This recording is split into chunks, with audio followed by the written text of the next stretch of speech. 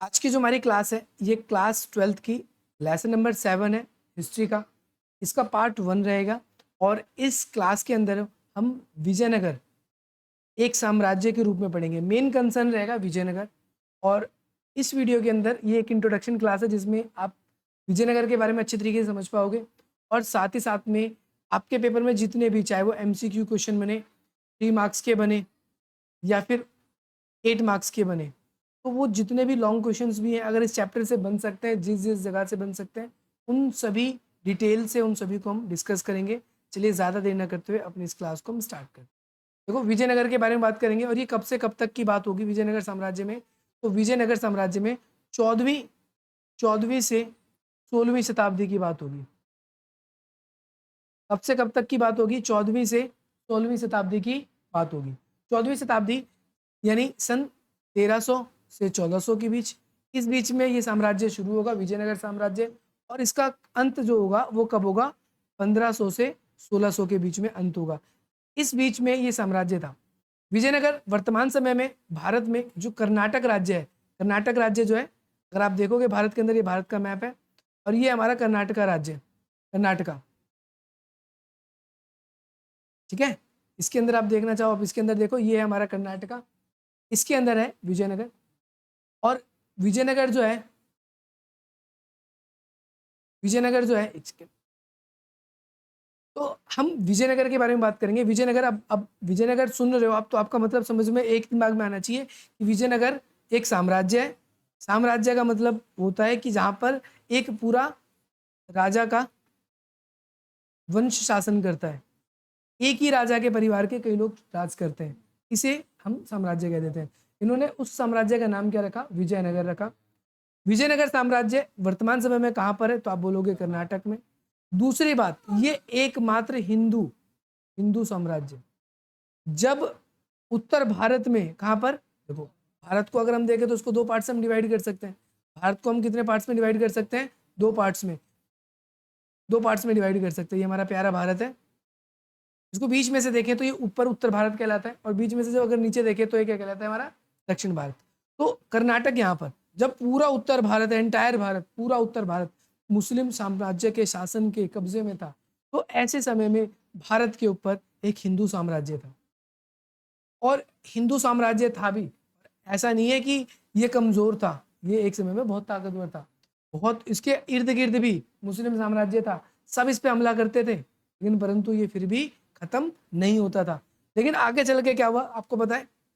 राजा मजबूत तो साम्राज्य मजबूत, राजा कमजोर तो साम्राज्य कमजोर, राजा कमजोर साम्राज्य कमजोर, तो साम्राज्य धीरे धीरे अंत हो जाता है और आगे चलकर ये साम्राज्य खत्म हो जाता है। तो अब तक आपके मन में विजयनगर को देखकर एक ही बात समझनी चाहिए कि विजयनगर एक हिंदू साम्राज्य था। ठीक है भाई, कर्नाटक राज्य में वर्तमान समय में था।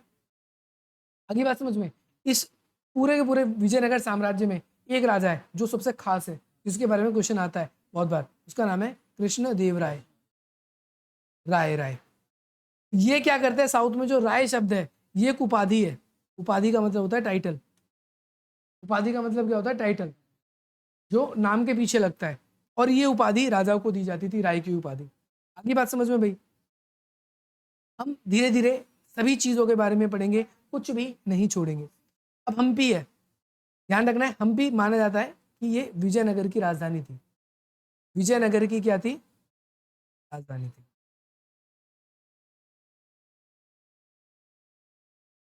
हम्पी क्या है? विजयनगर की राजधानी। इसकी खोज कब हुई? देखो क्या है, हम्पी जो है वो एक स्थान का नाम है और वो क्या है, ये सन 1800 ईस्वी में जो है अभियंता, अभियंता को बोलते हैं इंजीनियर, हिंदी में इंजीनियर जो होता है उसे अभियंता बोलते हैं।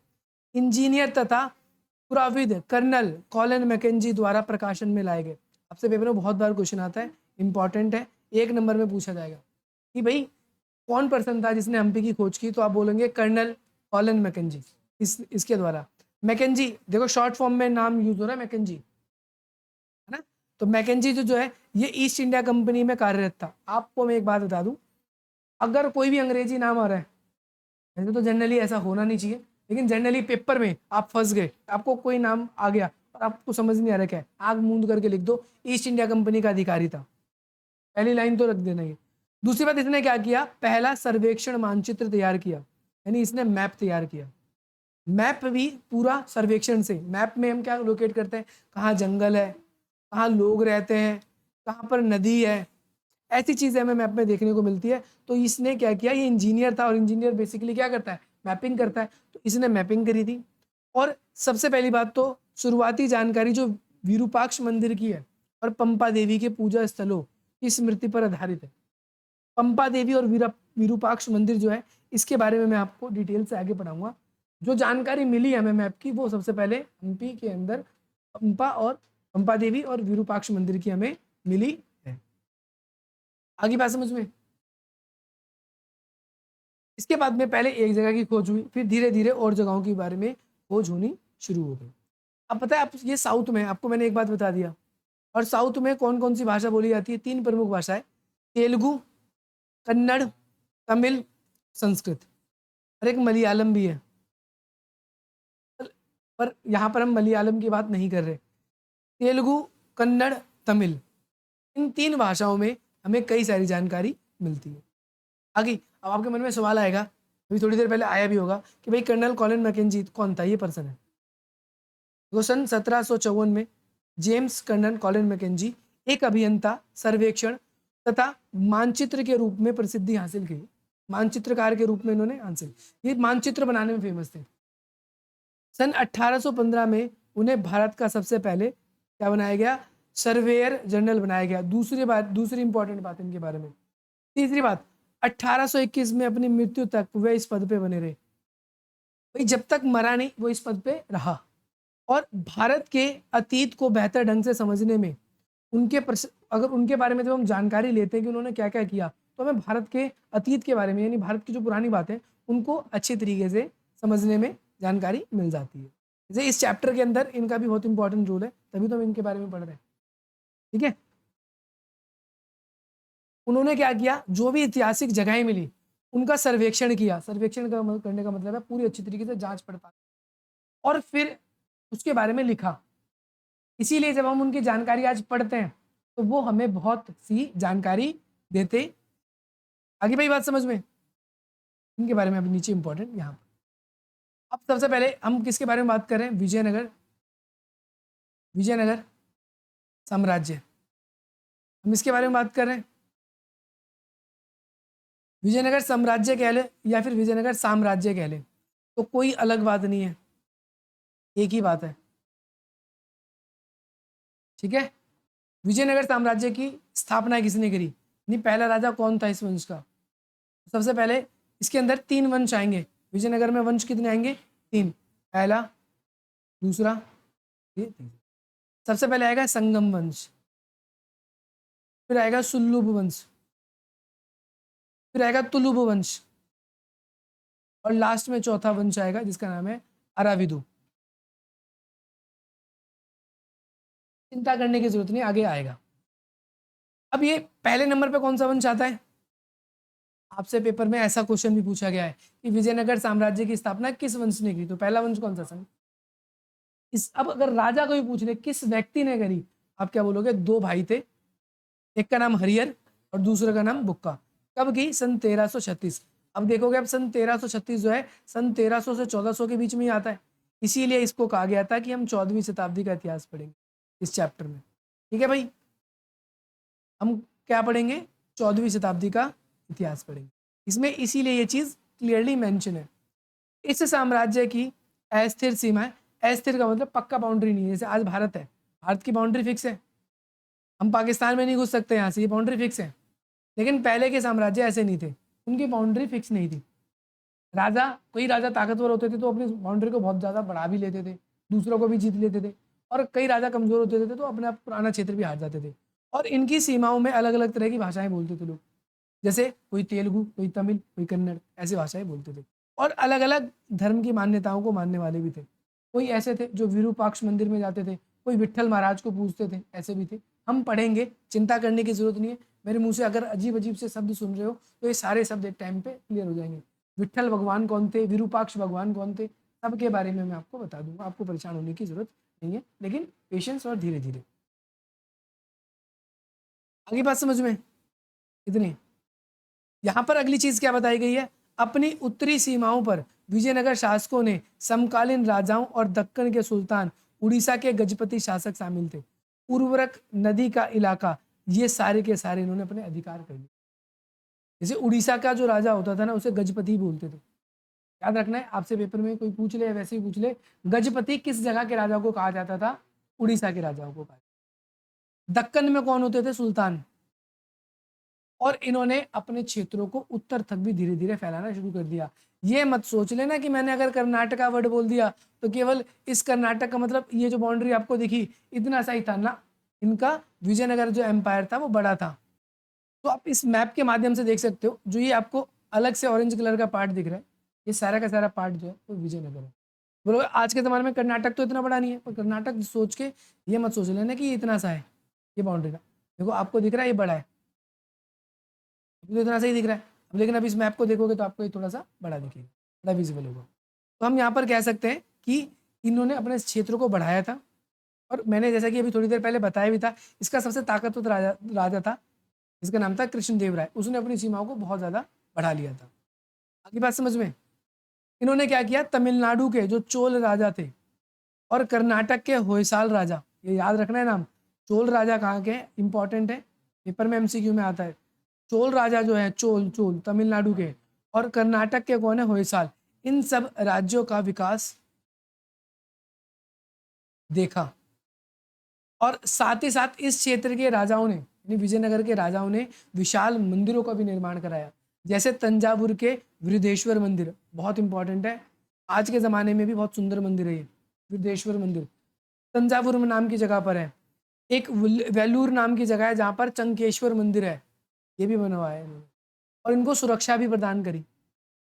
विजयनगर के जो शासक थे, जो राजा थे, अपने नाम के आगे राय लगाते थे, जैसा कि मैंने आपको बताया कृष्णदेव, तो राय एक उपाधि है जो राजा अपने नाम के आगे लगाते थे। ठीक है, और इस परंपरा को आगे बढ़ाया गया, जैसे अभी, और अभी तो मैंने एक ही नाम बताया कृष्णदेव राय, मैं अभी आगे आपको और भी नाम बताऊंगा इस साम्राज्य, तो वो भी आपको दिखेगा कि हर एक, जैसे एक इसका अंतिम राजा का नाम भी याद रखना, इसका नाम है राम राय।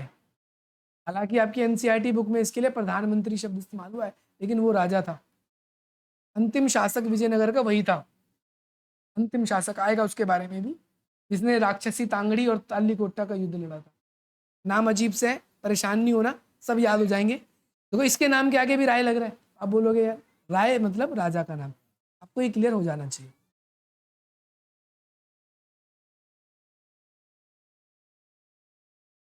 देखो ये डायग्राम आजकल पेपर में डायग्राम पूछने का भी ट्रेंड है, तो आपसे ऐसे तस्वीर दिखा देगा और बोलेगा ये तस्वीर किसकी है, पहला नंबर का क्वेश्चन, तो मैकेंजी, कर्नल कॉलिन मैकेंजी, आप पहली बात तो ये बोलेंगे।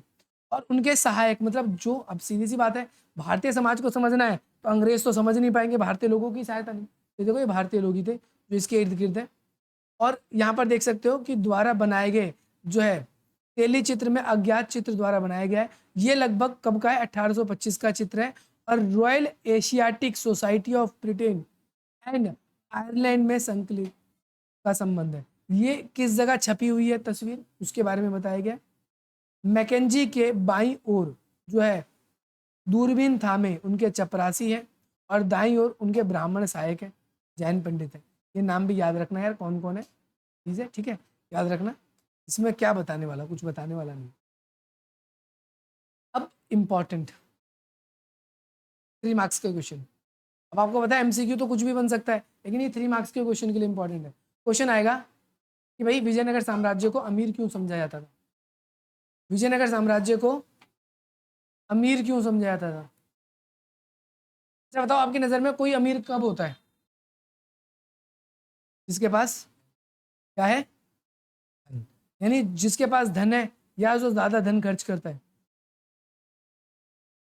तो धन कंजूस के पास भी ज्यादा हो सकता है, पर धन होने से कोई अमीर नहीं बन जाता। जो शो ऑफ ज्यादा करता है, जो दिखावा ज्यादा करता है, वो पर्सन अमीर कहलाता। तो विजयनगर साम्राज्य ऐसा ही करते थे, दिखावा नहीं करते थे, धन ज्यादा खर्च करते, दिखावा नहीं करते थे, धन ज्यादा खर्च करते थे। जैसे इसमें बताया गया है कि इस काल में युद्ध कला, देखो आपने एक चीज और देखी, जितना पार्ट देख रहे हो ना आप, अधिकतर ऊपर का ही सारा इंडिया का, तो मुस्लिम राजाओं का, अब मुस्लिम राजा जो थे ना, उनका एकमात्र उद्देश्य होता था ज़्यादातर, कुछ हो जाए, क्या करना है, साम्राज्य विस्तार, अपने साम्राज्य विस्तार, हिंदू राजाओं को खत्म करना है, उस जगह पर मुस्लिम राजा स्थापित। अब लेकिन ये भी कम नहीं थे, इतने से क्षेत्र में थे, लेकिन युद्ध होता था ना, हरा देते थे उनको। अब युद्ध होता था, हरा देते थे, तो क्या रीजन था हराने का? आप युद्ध में किसी को कब हरा पाओगे? जब आप ताकतवर हो। और पहले जमाने की ताकतवर सेना वही कहलाती थी उसके पास हथियार, औजार, ये सारी चीजें ज्यादा। इसराइल देख लो, दिल्ली से भी कम आबादी है, पूरे भारत को हरा सकता है युद्ध में वो, इतनी उसके पास टेक्निक है, टेक्नोलॉजीज। तो बड़ा होने से भी कुछ नहीं होता, ये बात ध्यान रखना है। ये बात समझ में? तो इनकी युद्ध में अगर हम बात करें, प्रभावशाली सेना पर आधारित थी, इनकी सेना बहुत ज्यादा मजबूत थी।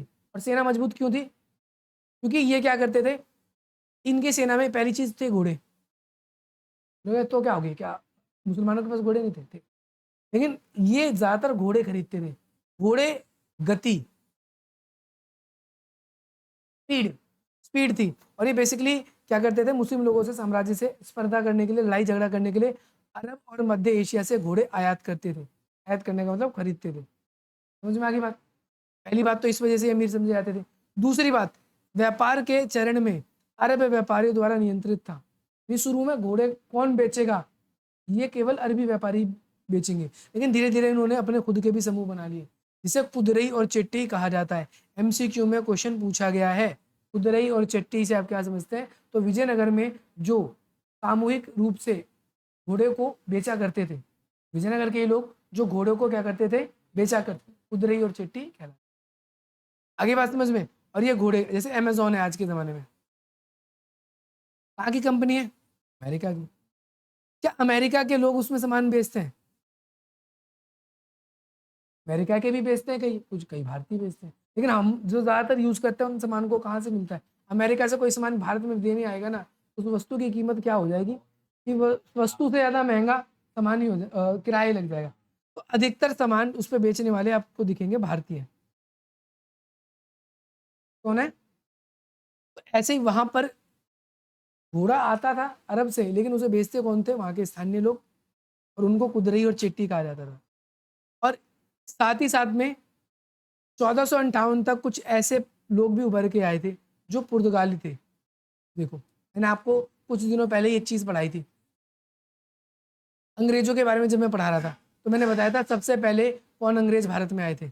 मैंने बताया था सबसे पहले भारत के अंदर पुर्तगाली आए थे। सबसे पहले भारत में कौन आए थे?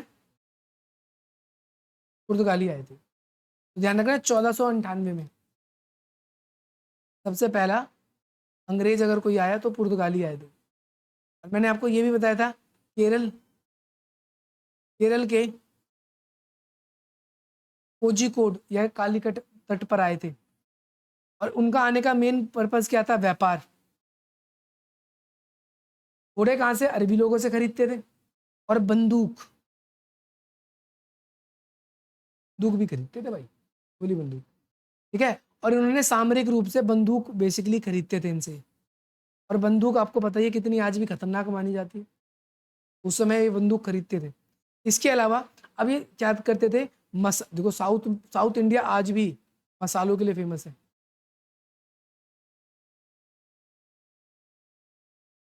जब वास्को डिगामा भारत में आया तो उसने काली मिर्च खरीदी थी और उसे यूरोप के बाजार में बेचने गया। इतना फायदा हुआ, आने जाने का प्रॉफिट जो था, मतलब किराया खर्च जो हुआ, उसको हटा के भी 6 गुना फायदा हुआ। उन्होंने देखा व्यापार बहुत फेमस है, वो आए भारत से, बहुत डिमांड है, व्यापार खरीदते थे, सामान खरीदते थे। हमारा प्राचीन काल से ही सूती वस्त्र, रत्न आभूषण बाजार फेमस था, और इसकी वजह से बहुत ज़्यादा भारत बाजारों की प्रतिष्ठा थी, और ये महंगा बिकता था, बहुत ज़्यादा डिमांड थी हमारे यहाँ की चीज़ों की। और दूसरे व्यापारी लोग बहुत ज़्यादा खरीदते थे, इसीलिए वो लोग हमसे वो सारी चीज़ें खरीदने आते थे। और इसके लिए वो क्या करते थे, सोना चांदी देते थे, इसीलिए इन लोगों को अमीर समझा जाता था।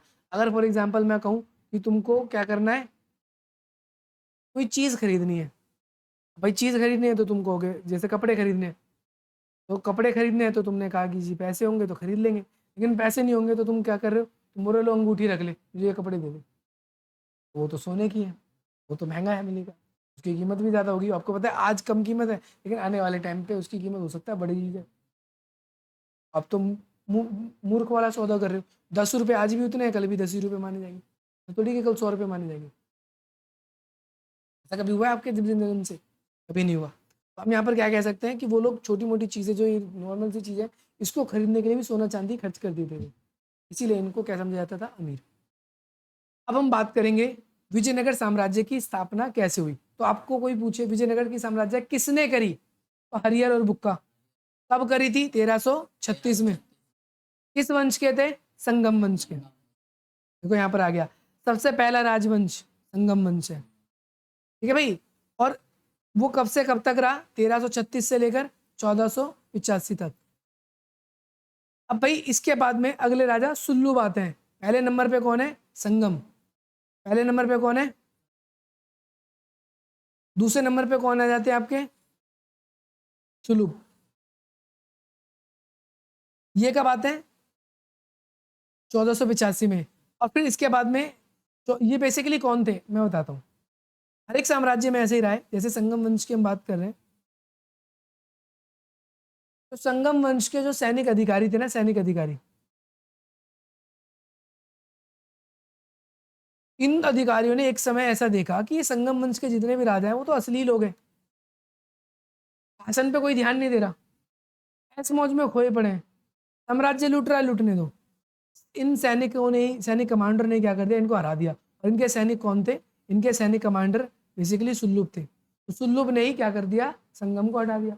अब ऐसी सुल्लूब वंश भी कमजोर पड़ गया, तो उसके बाद में तुल्लुब वंश आ गया, उनके सैनिक थे वो, उन्होंने उनको उखाड़ के फेंक दिया। तो याद रखना है 1503 तक सत्ता में रहे, और 1503 के बाद में तुल्लुब वंश आ गया। अगला सबसे इंपॉर्टेंट सवाल जो है कृष्णदेव राय। आपसे पेपर में पूछा जाता है कृष्णदेव राय जो है वो किस वंश से था, तो तुल्लुब वंश से था। अब देखो, और अगला वंश कौन सा है, मैं यहाँ पर थोड़ा सा बीच में स्किप कर रहा हूँ क्योंकि यहाँ पर चौथा वंश है तुल्लुब वंश। के बाद में तुलुब, पहले संगम वंश है, फिर सुलुब, वेरी गुड, तुलुब। और तुलुब के बाद में चौथे नंबर पे अराविदु। अराविदु कृष्णदेव की मृत्यु के पश्चात 1529 में राजकीय ढांचा में उत्पन्न होने लगा, और 1542 तक तुलुब वंश रहा। इसके बाद में ये वंश चला गया, और इसके बाद में अराविदु के हाथ में आ गया। किसके हाथ में? अराविदु के हाथ में सत्ता रही, लेकिन आगे चलकर इस पे भी धीरे धीरे ये भी कमजोर पड़ने लगा, आस पड़ोस के राजा हमला करने लगे। और इसका एक अंतिम राजा था जिसका नाम था राम राय। देखो प्रधानमंत्री लिखा है, मैंने कहा था इसका नाम था राम राय। 1565 में क्या होता है, इसने एक योजना बनाई। विजयनगर साम्राज्य जो है उसके इर्द गिर्द 3 साम्राज्य थे, गोलकुंडा, बीजापुर और अहमदनगर। फिर से रिपीट कर रहा हूं, गोलकुंडा, बीजापुर और अहमदनगर। तीनों मुस्लिम थे। इसने सोचा कि तीनों को आपस में लड़वा देता हूं और तीनों को हरा दूंगा फिर। लेकिन इसकी चाल पड़ गई उल्टी, तीनों एक हो गए और इसी पे हमला कर दिया। हाँ, और ये इस तरीके से विजयनगर साम्राज्य का क्या हो गया, देखो यहाँ पर लिखा हुआ कि 1565 में प्रधानमंत्री राम राय के नेतृत्व में एक युद्ध लड़ा गया। इस युद्ध को बोलते हैं राक्षसी तांगड़ी, और इसका एक और नाम है तालीकोटा।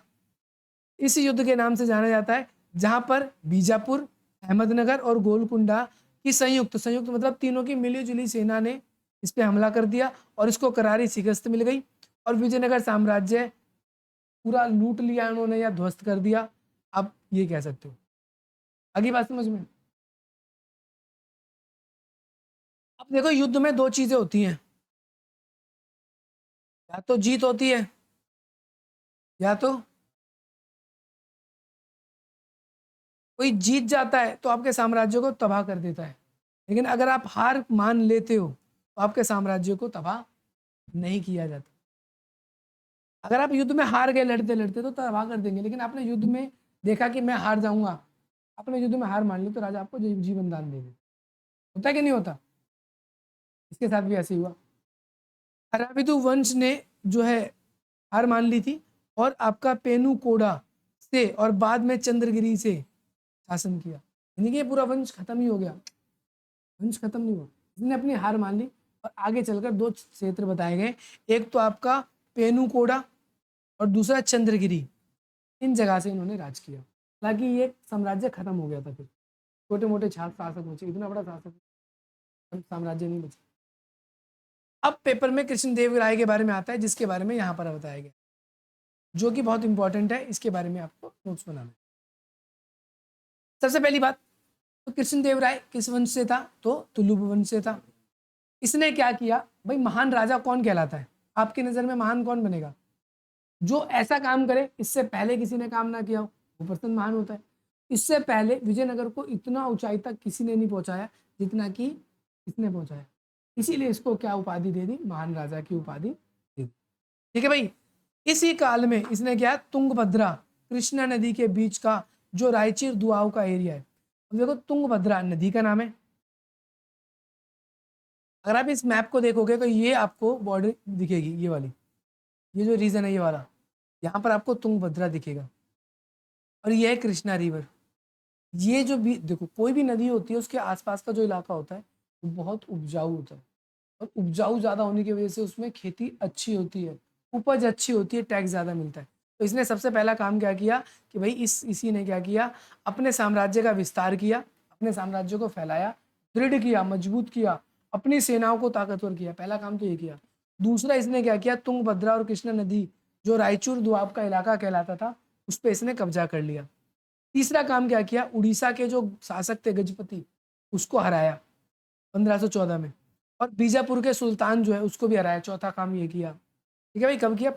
1520 में। 4 पॉइंट हो गए विजयनगर को इसको लेकर। इसके अलावा इसने अपनी जो सामरिक तैयारी थी, यानी सैनिक ताकत बहुत ज्यादा बढ़ा ली। इसने कुछ बेहतरीन मंदिरों का भी निर्माण किया, बेहतरीन मंदिर, जैसे गोपुरम, गोपुरम का निर्माण करवाया दक्षिण भारत में। इसके अलावा इसने अपने साम्राज्य में शांति भी बनाई रखी और समृद्धि भी बनाई रखी, फैलाव भी रखा। इसने अपने माता के नाम पर विजयनगर के पास में ही एक नगर बनाया जिसका नाम नगलपुरम नगर। इंपॉर्टेंट है, पेपर में बहुत बार पूछा गया है कि इस नगर का नाम कराया गया था। इसके बाद में इसने एक दो काम और किए, जैसे कि विजयनगर के संबंध में विस्तृत कृष्णदेव राय और तुरंत काल इसने क्या किया, हीरिया नाम की नहर थी उसका भी निर्माण किया। हीरिया नहर, अब नहर का काम क्या होगा? सिंचाई, या ऐसे इलाकों तक पानी पहुंचाना जहां पर पानी की उपलब्धता। तो अब तक मैंने आज की क्लास में आपको ये सब कराया, मैं आशा करता हूँ आपको समझ में आया होगा। कल नहीं तो परसों ये चैप्टर कर देंगे हम। आज की क्लास हमारी